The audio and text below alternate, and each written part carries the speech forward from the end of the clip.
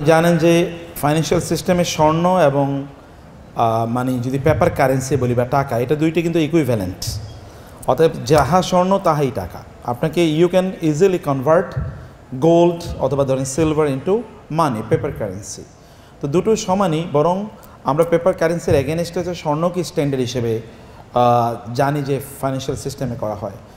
তো সে কারণে আপনার মহারণা তো আপনার নিজের অর্থ, আপনার নিজের টাকা, সে কারণে এখানে আপনাকে যাকাত দিতেই হবে। এক্ষেত্রে প্রশ্ন জাগে যে আপনার কাছে যদি টাকা না থাকে তখন আপনি কী করবেন। সেক্ষেত্রে আগের উত্তরটি এখানে প্রযোজ্যতার পাশাপাশি যদি এমন হয় যে আপনার স্বামী আপনার পক্ষ থেকে যাকাত দিতে চাচ্ছেন না, এরকম স্বামী থাকতেও পারে, অসম্ভব কিছু না, আপনাদের এক্সপিরিয়েন্স থাকতেই পারে এরকম, নাকি?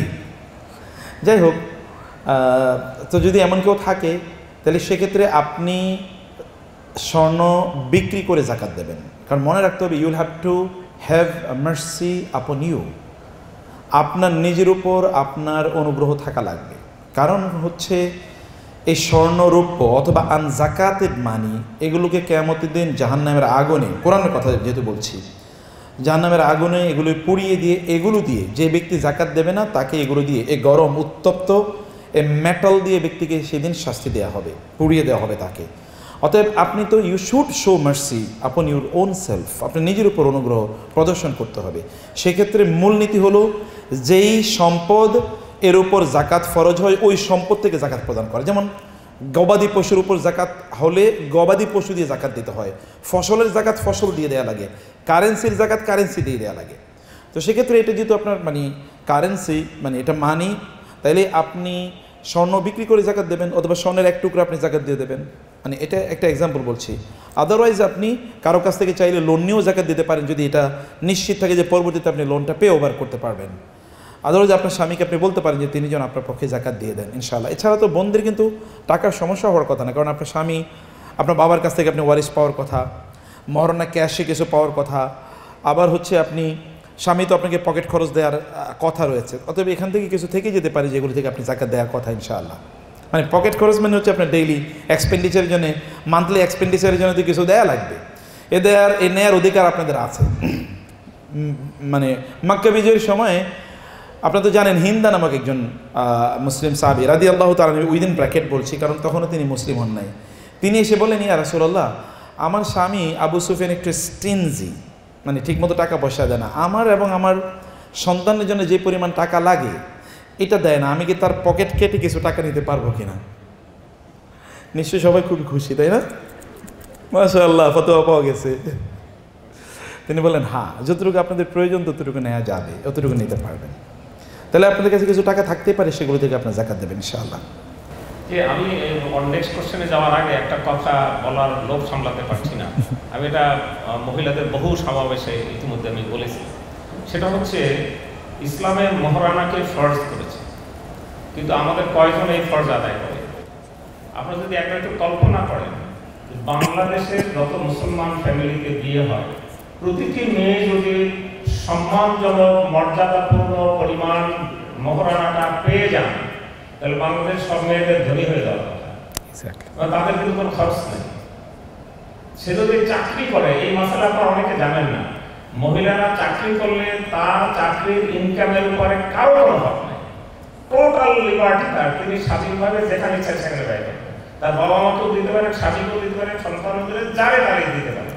সুতরাং নাম্বার 2 হচ্ছে, আমাদের মেয়েদেরকে তো বোনেরা সবাই ঠকায়, সরি ভাইয়েরা সবাই বোনদেরকে ঠকায়, পৈতৃক সম্পত্তি যেটা পাওয়া যায়, এটাও কিন্তু বাধ্যতামূলক, কোরআন বাধ্যতামূলক করে দিয়েছে।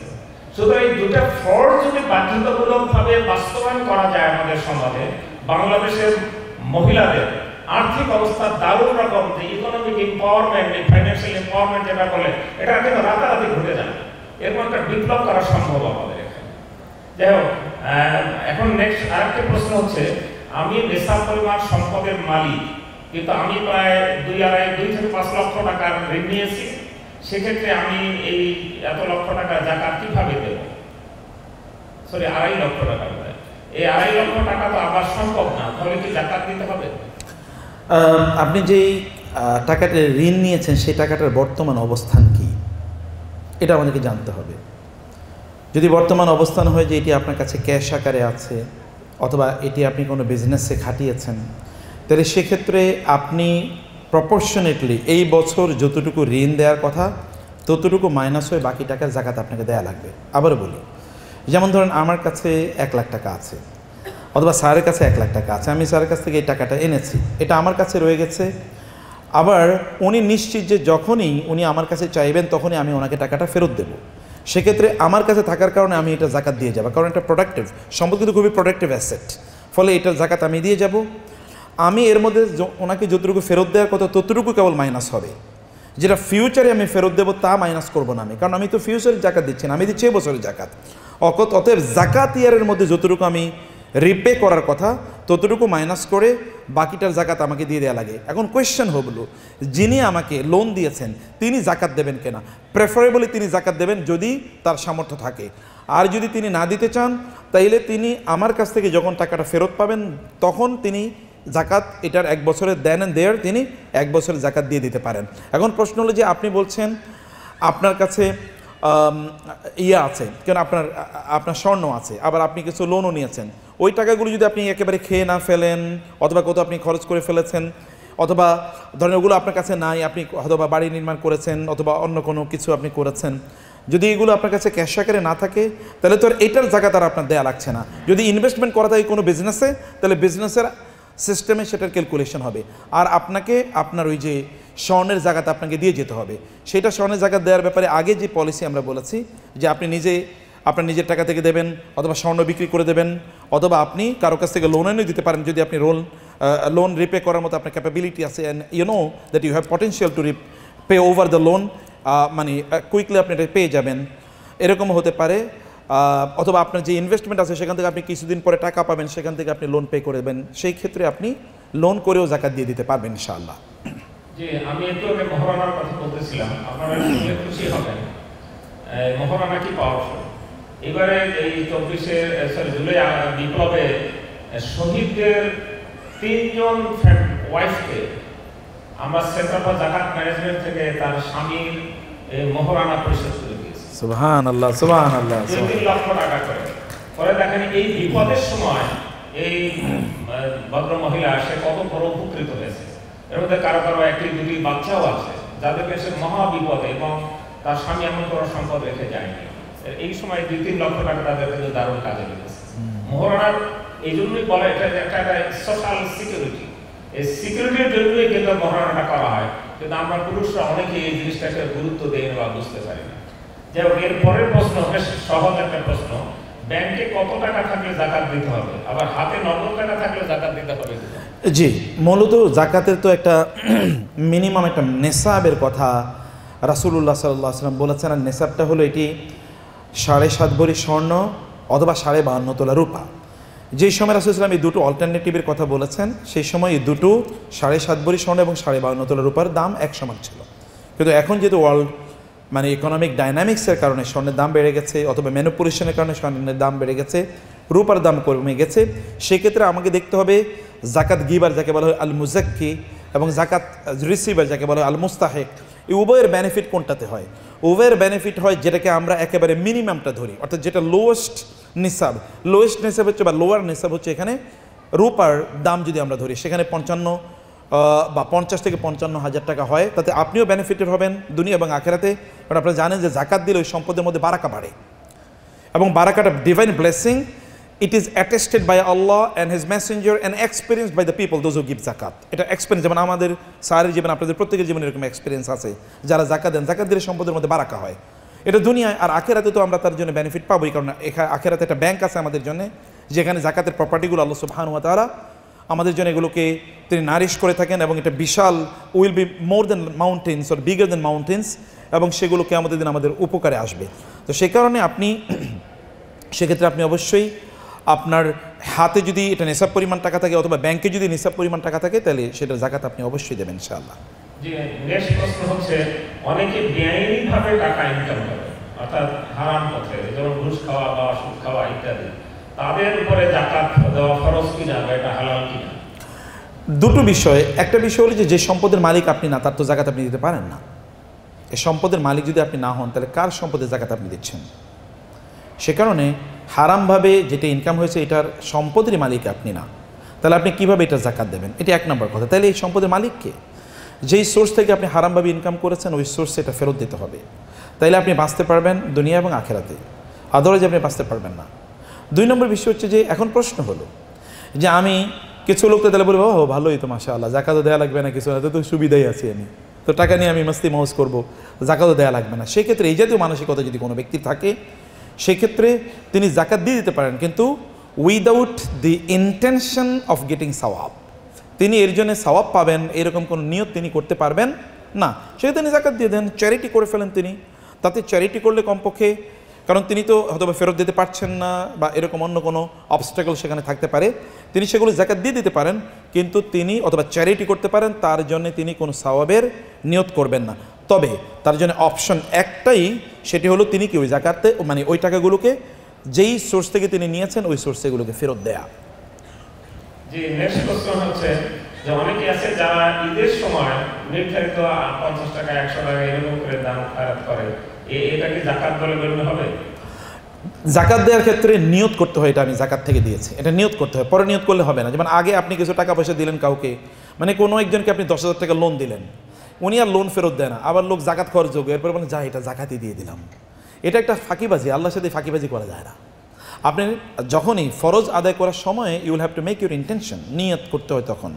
সে কারণে আপনি যখন ওই টাকাটা দিচ্ছেন সেই সময় যদি আপনি জাকাত মনে করে এটাকে দেন তাইলেই কেবল জাকাত হিসেবে পরিগণিত হবে। আবার আপনি যাকে দিচ্ছেন তিনি আবার কি জাকাত রিসিভার হওয়া লাগবে। এখন আপনি কাউকে গিফট দিলেন, যেমন ছোটো ভাইকে টাকা দিলেন, খুব চকচকে টাকা দিলেন, দেওয়ার পর আচ্ছা জাকাত হিসেবে দিয়ে দিলাম যাক, তখন তো হবে না। নিশ্চয়ই যাকে জাকাত দেবেন তিনি জাকাত রিসিপিয়েন্ট হওয়া লাগবে ইনশাআল্লাহ। আরেকজন প্রশ্ন করেছেন যে আমার আম্মু 4 লক্ষ টাকা ব্যবসায় বিনিয়োগ করেছেন, যা থেকে বছর প্রায় 30,000 টাকা আসে, ওইসব টাকা আমাদের খরচে চলে যায়। আমার বাবা নেই, পরিবারে যে আয় হয় তা ব্যয় হয় আরো কম, মাঝে মধ্যে ঋণ করতে হয়, এই টাকা জাকাত দিতে গেলেও এখনই ঋণ করতে হবে, এই অবস্থায় আমার আম্মুকে জাকাত দিতে হবে? ওই টাকাটা কি অবস্থায় আছে এটা আমাদেরকে আগে জানতে হবে। সেই টাকাটি যদি এমন হয় যে সেখানে আপনি কোনো ইনভেস্টমেন্টে রেখেছেন এবং ওই ইনভেস্টমেন্টের ট্যানজিবল প্রপার্টির মধ্যে ইনভেস্টমেন্টটা আছে, যে সেটাকে জাকাতের প্রপার্টি হিসেবে ক্যালকুলেশন করা, যেমন কোনো একটা দোকানে করেছেন অথবা অন্য কারোর সাথে ইনভেস্টমেন্ট করেছেন, আপনি যখনই চান তাহলে আপনি টাকাটা ফেরত পাবেন। যদি এমন হয় তাহলে তার উপর আপনাকে জাকাত দেওয়া লাগবে। আবার আমাদেরকে মনে রাখতে হবে যে জাকাত দেওয়ার একটা স্পিরিচুয়াল ডাইমেনশন আছে, একটা ফিজিক্যাল ডাইমেনশন আছে, এবং আমাদেরকে বিশ্বাস করতে হবে আল্লাহ রাসূল বলেছেন জাকাত দিলে সম্পদের মধ্যে প্রবৃদ্ধি ঘটে। আমাদেরকে মডার্ন ক্যাপিটালিস্ট আর সেকুলার ইকোনমি এর মানসিকতা নিয়ে থাকলে চলবে না যে জাকাত দিলে সম্পদ কমে যাবে, কারণ এটা শয়তানের ইন্সপিরেশন। শাইতান ইয়াইদুকুমুল ফাকরা ওয়া ইয়া'মুরুকুম বিল ফাহশা, শয়তান তোমাদেরকে বলে যে তোমরা যদি জাকাত দাও তাহলে তোমাদের সম্পদ কমে যাবে, এটা শয়তান আমাদেরকে অনুপ্রেরণা দেয়। আর ক্যাপিটালিস্ট আর সেকুলার ইকোনমি বলে তুমি জাকাত দিও না, এগুলোকে মানে করে ব্যাংকে বিভিন্ন জায়গায় এগুলো রেখে দাও, ইত্যাদি ইত্যাদি করো, জাকাত না দিলে তাহলে তোমার সম্পদ বাড়বে, তুমি সুদে লাগাও তাহলে তোমার সম্পদ বাড়বে। আল্লাহ তাআলা বলেছেন সুদের সম্পদ বাড়ে না, এটা বেলুন ইকোনমি। যে কোনো সময় এটা কি একটা সুই অথবা ধরেন একটা নিডল যদি এখানে করা হয়, পুশ করা হয়, তাহলে এটা যে কোনো সময় বার্স্ট হবে। তো ফলে আপনাকে বিশ্বাস করতে হবে আল্লাহ সুবহানাহু ওয়া তাআলার প্রতি। আপনি ধরেন জাকাত দিলেন না, কিন্তু একটা বড় একটা বিপদ হলো, সকল সম্পদ আপনার চলে গেল। জাকাত দিলেন, কোনো বিপদই আল্লাহ তাআলা করলেন না, বরং ওইখানে আপনার ব্যবসায় আল্লাহ তাআলা আরও অনেক বারাকা প্রদান করলেন। Allah can do it because he is the owner of everything, মালিকুল মুলক, তুতিল মুলকা মান তাশা, তানজিউল মুলকা মিম্মান তাশা। He is the owner of the universe, তিনি সব কিছুর মালিক, owner of kingdom and dominion, সব কিছুর তিনি মালিক। সেই কারণে আল্লাহর আদেশ পালন করতে গিয়ে যদি আপনি জাকাত প্রদান করেন, আল্লাহ উইল গিভ ইনশাআল্লাহ বারাকা ইন ইউর প্রপার্টি। আরেকটা জিনিস আমাদেরকে মনে রাখতে হবে যে আমরা যখন মনে করার কোনো কারণ নাই যে আমরা আমাদের নিজেদের যোগ্যতা টাকা ইনকাম করি, আমাদের নিজেদের যোগ্যতা করি না, আবার আমাদের পরিশ্রমের উপর ভিত্তি করে আমরা টাকা ইনকাম করি, তাও না। আপনি দেখবেন যে সবচেয়ে বেশি টাকা পয়সার মালিক যারা, তারা সবচেয়ে বেশি কষ্ট করে এরকম না। হতে পারে তিনি অফিসে গিয়েছেন, এসির নিচে বসে আছেন, কয়েকটা ফোন কল করেছেন, 1000 কোটি টাকা ইনকাম করেছেন। আর রাস্তায় দেখবেন একজন রিক্সা পোলার সারাদিন কাজ করছে এবং ঘাম ঝরছে, কিন্তু তারপরে দিন শেষে তার হয়তো বা 500 টাকা 1000 টাকা ইনকাম। অতএব কষ্ট করলেই ঘাম ঝরালেই যে টাকা ইনকাম হয়, ব্যাপারটা কিন্তু এরকম না। আল্লাহ সুবহানাহু ওয়া তাআলা তিনি দিয়েও টেস্ট করেন, নিয়েও তিনি টেস্ট করেন। আল্লাহ তাআলা আমাদের জন্য রিজিক বরাদ্দ করে রেখেছেন, এই জন্য জাকাত দিতে হবে, এই মানসিকতা রাখতে হবে ইনশাআল্লাহ। যে নেক্সট কোশ্চেন হচ্ছে, যদি নিসাব পরিমাণ সম্পদের চেয়ে কম অর্থ আমার কাছে দীর্ঘদিন জমা থাকে, তাহলে কি আমাকে জাকাত দিতে হবে বা দিলে কিভাবে? না, নিসাব পরিমাণ সম্পত্তি আপনার কাছে জমা থাকলে তার জাকাত দেওয়া লাগবে না। নিসাব পরিমাণ সম্পত্তি আপনার কাছে যতবার জমা থাকবে ততবারই জাকাত দিতে হবে। এটা ট্যাক্সের মতো না যে একবার ট্যাক্স দিলে আমার ট্যাক্স দেওয়া লাগবে না। জাকাত হলো এভরি ইয়ার ওই সারপ্লাস অ্যামাউন্টের উপর জাকাত দিয়ে যাওয়া লাগে। আরেকজন প্রশ্ন করেছে, যদি আমার বসত বাড়ি ও চাষের জমি নিসাব পরিমাণ সম্পদের মূল্যের সমান বা বেশি হয়, কিন্তু আমার আয়ের অন্য কোনো উৎস না থাকে কৃষিকাজ ছাড়া, তাহলে কি আমাকে জাকাত দিতে হবে?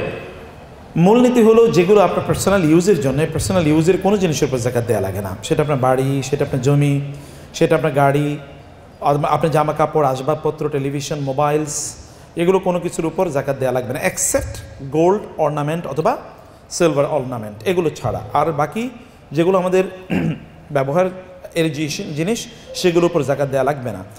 এবং আরেকটা মূলনীতি হলো, যেই সকল যদি আমরা রিয়েল এস্টেটের কথা বলি বা ল্যান্ড, যেগুলো আপনার এগ্রিকালচারাল ল্যান্ড হিসেবে আপনি ব্যবহার করে থাকেন, সেগুলোর উপর আপনার জাকাত দেওয়া লাগবে না। যে সকল মেশিন আপনি উৎপাদনের জন্য ব্যবহার করেন, ওই মেশিনের উপর জাকাত দেওয়া লাগবে না। প্রডিউসের উপর বা প্রোডাক্টের উপর জাকাত দেওয়া লাগবে। ফলে এগ্রিকালচারাল ল্যান্ডের উপর এখান থেকে আপনি যা মানে যেই ফসল এখানে উৎপাদন হয়, এই ফসল বছরে যতবার কাটবেন, সেটি যদি একটা নেশাব পরিমাণ হয় ততবারে জাকাত দেওয়া লাগবে। এটা সম্পদের জাকাতের মতো না, মানে টাকার জাকাতের মতো না। টাকার জাকাত বছরে একবার দেওয়া লাগে, কিন্তু ফসলের জাকাত যতবার ফসল কাটবে ততবারই দেওয়া লাগবে। এতে 2 বার 3 বার 4 বার হতে পারে। যতবার ফসল কাটবে ততবারই তার ওয়াতু হাক্কাহু ইয়াউমা হাসাদিহি। কোরআনের কথা হচ্ছে যে যখনই আপনি ফসল কাটবেন তখনই আপনাকে ফসলের জাকাত দেওয়া লাগবে। এটা নিসাব পরিমাণ হলে ফসলের জাকাত দিতে হবে, নিসাব পরিমাণ না হলে তার জাকাত দেওয়া লাগবে না ইনশাআল্লাহ। আরেকজন প্রশ্ন করেছেন, জাকাত কি শুধুই রমজান মাসে দিতে হবে নাকি মাসে মাসে অল্প অল্প করে সারা বছর দিতে হবে? মুসলিমরা যুগ যুগ ধরে তারা রামাদানে জাকাত দিতেন, কারণ রামাদান হচ্ছে একটা স্পিরিচুয়াল সিজন। এই সিজনে শয়তানগুলোকে বন্দি করে রাখা হয়, দুষ্ট জিনদেরকে বন্দি করে রাখা হয়, আসমানের দরজাগুলো উন্মুক্ত করে দেওয়া হয়, জান্নাতের দরজাগুলো উন্মুক্ত করে দেওয়া হয়, রহমতের দরজাগুলো উন্মুক্ত করে দেওয়া হয়, জাহান্নামের দরজাগুলোকে বন্ধ করে রাখা হয় এবং দুর্ভাগ্যের দরজাগুলোকে বন্ধ করে রাখা হয়, ইত্যাকার আপনি জানেন। তো ফলে রমাদান যেটা স্পিরিচুয়াল সিজন, এখানে মানুষ ভালো কাজ করার কি প্রবণতা মানুষের বাড়ে, সেই কারণে আবার এখানে বারাকা অনেক বেশি পাওয়া যায়, সওয়াব বেশি পাওয়া যায়। যুগ যুগ ধরে মুসলিমরা তাদের সম্পত্তিগুলোকে তারা রমাদানে কাট অফ ডেট, তার রমাদানে কোনো একটা দিনকে তারা নির্ধারণ করে সেই সময় তারা জাকাত দিতেন। কিন্তু এটা বাধ্যতামূলক না। আপনি যেই দিন নেশাব পরিমাণ সম্পদের মালিক হবেন, পরের বছর লুনার ক্যালেন্ডার অনুসারে ওই দিনই আপনাকে জাকাত দেওয়া লাগবে। এখন আপনি একসাথে কোনো একটা কাট অফ ডেতে হিসাব করে দেখতে পারেন যে আপনার কত টাকা জাকাত হয়েছে, কারণ আপনার মানে ডেবিট ক্রেডিট, মানে আপনি ধরেন আপনার মানে আলাদা একটা তৈরি করলেন, ফাইন্যান্সিয়াল স্টেটমেন্ট তৈরি করলেন, এখানে ডেবিট ক্রেডিট আপনার সারপ্লাস যা থাকবে তার উপর 8% আর জাকাত দিয়ে দেবেন। এটা যেদিন আপনি ক্যালকুলেশন করলেন সেই দিন থেকে 1 সপ্তাহ অথবা ধরেন সর্বোচ্চ 1 মাসের মধ্যে আপনি জাকাত ডিস্ট্রিবিউশন করে দেবেন। এগুলো আপনার নিজের কাজে আপনি লাগাবেন না, কোথাও আলাদা এটা এয়ারমার্ক করে ডিমার্কেট করে আলাদা করে আপনি রেখে দেবেন, সেখান থেকে আপনি জাকাত দেওয়া শুরু করবেন।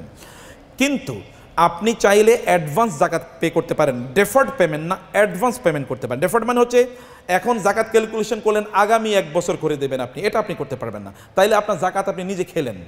জাকাতের যত ইউজুফ্রাক্ট আছে, অর্থাৎ এটা যত প্রসিডেন্স প্রফিট আছে, এগুলো জাকাতের টাকা, অতএব এগুলোকে জাকাত হিসেবে দিয়ে দিতে হবে, এগুলোকে আলাদা করে নিতে হবে।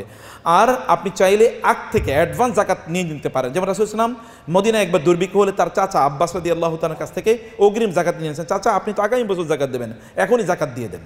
ফলে আপনি প্রতি মাসে কিছু কিছু করে দিয়ে নিতে পারেন। বছর শেষে কাট অফ ডেতে আপনি হিসাব করবেন কত দিয়েছিলেন, তাইলে আর বাকি কত দিতে হবে আপনার, সেগুলো আপনি দ্রুত ডিসপার্স করে দেবেন ইনশাআল্লাহ। জি, আর বেশি প্রশ্ন নাই, কয়েকটা আছে।